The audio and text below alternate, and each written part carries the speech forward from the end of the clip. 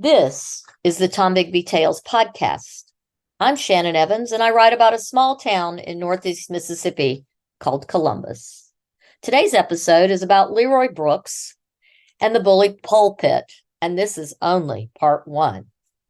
This is to give you some background information on why County Supervisor Leroy Brooks has acted the way he has toward this particular organization. But let's start with the background. In 2010, under the leadership of controversial County Superintendent Harry Sanders, the CVB board was caught in the middle of a political disagreement. Sanders wanted to strike the entire CVB board, and Brooks felt like Sanders was only doing this to stack the board with new members who would provide more funding to the Link, an industrial development group. Sanders accused Brooks of arguing to keep the current board to protect his Juneteenth festival funding. The 2% restaurant tax, which was a large part of the disagreement between the Board of Supervisors and the CVB board, angered Sanders because the CVB had cut the 15% of the budget that previously went to the Link as a result of the restaurant tax down to 12.3% of their part of the restaurant tax in their 2011 budget. Thus, the nudge by Sanders to want to rework the board membership to his way of thinking. This seems to be a trend with the Board of Supervisors and their appointments to the CVB board. Threats are often made by supervisors that appointees need to vote for all measures in the way that benefits the supervisors most, not on ways that hold the CEO accountable, and not on ways that attract tourism and help our town. In February of 2011, Harry Sanders stated the 2% tax could be revoked if 3 at-large members were appointed by the city. So Sanders threatened to revoke the tax. The county vacated their seats, and Sanders delayed the county's new appointments to the board to wait and see who the city appointed. County Supervisor Leroy Brooks was worried that the city's appointments would control the CVB board during that time. Essentially, this prevented the board from meeting, however, because they had no quorum and no business could be presented. Sanders knew exactly what he was doing. The CVB change in monies given to Link based on a handshake agreement was now an all-out war thanks to infighting in the Board of Supervisors between Brooks and Sanders. Sanders was annoyed that the CVB was giving local grants to events like Juneteenth, organized by Brooks, and the 7th Avenue Heritage Festival, organized by another critic of Sanders, former councilman and now member of the Mississippi legislature, Kabir Kareem. Another local critic of Sanders was Jeff Smith, and we'll talk about that later. Sanders is white and has been caught publicly making racial slurs. Words were exchanged, and what was lost in the battle is that politicians have financial and appointment oversight of the CVB, which in turn funds their pet projects. These neighborhood festivals, while important to their community, are now being leveraged as campaign events by people like Brooks, Kabir, Kareem, and Jeff Smith. It would seem that the CVB should be able to vote to allocate funds devoid of political pressure. However, Brooks has historically continued to exert a heavy influence and seems to have no clue what conflict of interest even means. Perhaps part of that problem is Brooks's long history of checks written for the Juneteenth festival were made to cash, a big no-no in the world of government entities. While those checks were used to pay for the band, the festival organizers, a nonprofit turned a profit, which Brooks then invested in a children's neighborhood garden, allegedly. The same types of concerns were raised about Councilman Taylor and Supervisor Smith's Southside Blues Festival. Checks were made payable to one of the organizers, Councilman Taylor. While no improprieties were ever in question, it is a grave ethical and legal issue to give money to any politician, Brooks included. New guidelines were then put in place to avoid these issues in the future. At the December 20th, 2011 CVB board meeting, the newly suggested guidelines were revisited. Guest speaker, Board of Supervisors Representative Leroy Brooks spoke and reminded some members they are appointed by county supervisors. He wanted the already CVB board approved grant guideline sent back to the subcommittee. He wanted to remove the language that said that there were ethical and legal issues of giving money to a politician for their pet projects. This resulted in the subcommittee, made up of predominantly county appointees, to revert back to the old grant guidelines. If the new guidelines had gone into effect, the Juneteenth event would go unfunded. Brooks also wanted all marketing and promo materials to no longer need to meet CVB approval as well. He demanded an increase in financial support to all predominantly African-American festivals with little oversight. However, Brooks did agree to file a budget, invoices, and checks paid, but not accountable for the total festival. Brooks wanted to cancel Catfish on the Alley to help fund other festival grants. Catfish on the Alley was an event put on by the foundation in conjunction with the CVB. In 2012, grants got separated into two categories as a result of these behaviors of Brooks and other festival organizers. The categories became tourism events and quality of life events. Tourism events would get up to $15,000 if they guaranteed at least 100 tourists would come to town.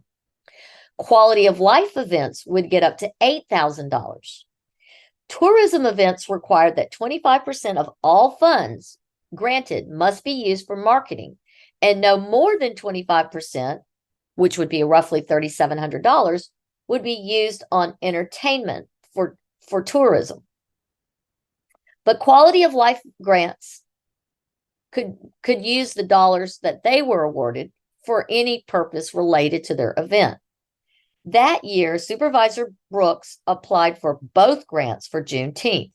The recommendation from Carpenter at the grant review was to give Brooks' festival $14,000. Castleberry moved to give him the full $15,000, and the vote was taken, and Brooks' festival, Juneteenth, was awarded the $15,000. Yet no one questioned, again, an elected official hosting an event with public funds. In December of that same year, Brooks was put on the agenda and delivered a racially charged conspiracy theory-laced diatribe at the board meeting. Brooks started by saying he refused the paltry $15,000 because of the requirement that no more than 25% can be spent on entertainment. He felt that in order to host his event, he could be able to delegate as much funding to entertainment as he wished. The local paper quipped, "You can look a gift horse in the mouth." Brooks then compared the four board members who voted no on funding his project fully to the violent protesters at Ole Miss who tried to block James Meredith's enrollment to integrate the university. Somehow, Brooks equated voting against a neighborhood quality of life event boosted to a tourism event, which requires drawing in 100 plus out-of-towners, an event level with very specific guidelines related to marketing and how funds are used that is applied to all applicants' events, was equal to a violent confrontation where hundreds were injured and 2 people died, where 500 U.S. Marshals were required for James Meredith's protection. The ensuing riot required 3,000 soldiers to suppress the violence. Yes, Brooks proclaimed voting against fully funding his event at $15,000 plus the $8,000 for a total of $23,000 made the board racist. His grandstanding and bullying worked as he got the grant funding advisory group to meet again in a back room with Brooks, where he insisted that they have no media present to decide how public money is spent, thus violating the state's open meeting laws. Brooks clearly has a history of strong-arming those whom he feels he has appointed via his position as an elected county official to their position on the CVB board. He demands political patronage, and his history with the board oozes conflict of interest. Brooks's strong-arm tactics before the board then and now is a clear abuse of power. In 2013, after his political speech before the CVB demanding more money, spending leniency for events, and stated that elected officials should no longer appear before the committee asking for festival money. But in return, he wanted the full $15,000 he had already turned down, but with the caveat he could use all $15,000 for entertainment. The CVB waited 6 months to vote on the issue and voted against funding the event with those caveats. This created an even more contentious relationship going forward with Brooks. In May of that year, Brooks went to the city council for a $2,500 matching grant and got it. However, his rejection of the CVB funds was raised. What Brooks was accepting from the city was less than the percentage of the CVB's grant he could have used for entertainment. That $3,500 from the CVB portion of the $15,000 grant would have also required no match. It would seem like Brooks's spite bit him in the backside financially, and he has not forgotten this fiasco. In February of 2014, Brooks announced the dissolution of the Afro-American Culture Organization that coordinated the Juneteenth celebration for more than 30 years, and where Brooks served as president. The group reformed as Juneteenth Columbus, Inc., and he removed himself as the lead and continued to serve as a significant volunteer.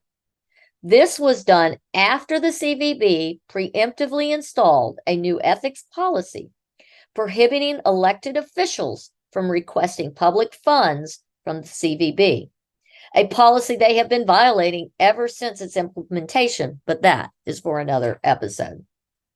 In September of 2016, Brooks clashed with the CVB once again over this Juneteenth festival.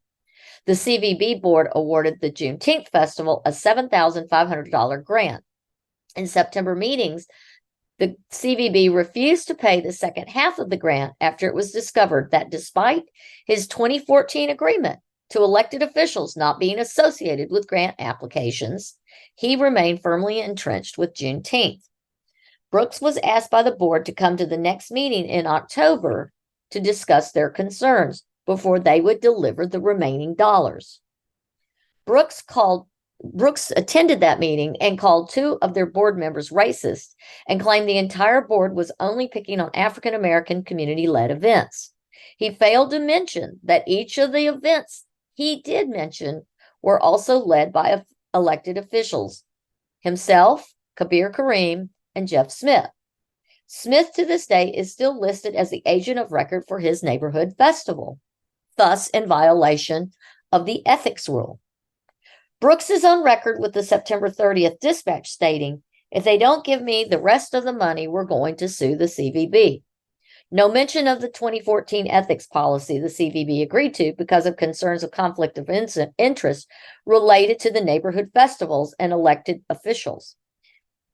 In October, the board gave the money to the festival, and Brooks thanked them by calling Lawrence and Castleberry, two members of the board, racist. When Brooks does not like a vote or an outcome, he name calls and makes legal threats or threatens continued appointment to board members. In other words, he uses his elected position to bully people into bending to his demands. In 2017, the CVB gave Brooks's organization $10,000 in grants, one half up front and one half after. Brooks claimed getting the first amount 1 month late meant fewer vendors due to lack of funding. In November of 2017, the 2% tax agreement split that primarily funds the CVB's annual budget and part of the Link's budget went before the County Board of Supervisors. 3 of the 5 supervisors approved the proposal agreement, but Jeff Smith and Leroy Brooks opposed it. The new plan would mean the city gets more CVB board appointments than the county, and 20% of the tax generated would go to recreation. Harry Sanders accused the city of strong-arming the county. Brooks disagreed and ironically said, "Folks just need to talk and not fight." Oh, the irony of it all. By May 2018, the tax remained in limbo, so Southside Blues and Juneteenth festivals were canceled due to the death of the tax bill in the Mississippi legislature. In July of 2019, Brooks announced that Artesia, Crawford, and Caledonia Days would get $10K each from the CVB. Carpenter, the CEO of the CVB, said they can't just give $30K all at once. They, the CVB, had not been funded since the previous August and just could not financially do it. They would give one half up front and one half later, as they always did. The new tax had only just been voted in, and they were still cash-strapped. Carpenter was not happy about the extra pressure from Brooks. However, he too admitted it would take time to get those funds to those communities. Letters between CVB and board supervisors ended up in the local papers in the next event. Brooks was very vocal in calling the CVB's attorney petty and telling Carpenter if she didn't want to be director, she needs to retire. Carpenter pushed back by stating they had no money for any events not currently specified in interlocal agreements. That year, events included no neighborhood quality of life events due to the lack of funds. It did fund, however, the Tennessee Williams Tribute Festival, a fishing tournament, the 55 and over tennis tournament at the Magnolia Tennis Club, and Wings Over Columbus. Actually, Brooks may have a valid point about funding designation and his adversarial relationship with Carpenter and the CVB. So why did it change? Well, let's find out in the next episode of Tom Bigby Tales.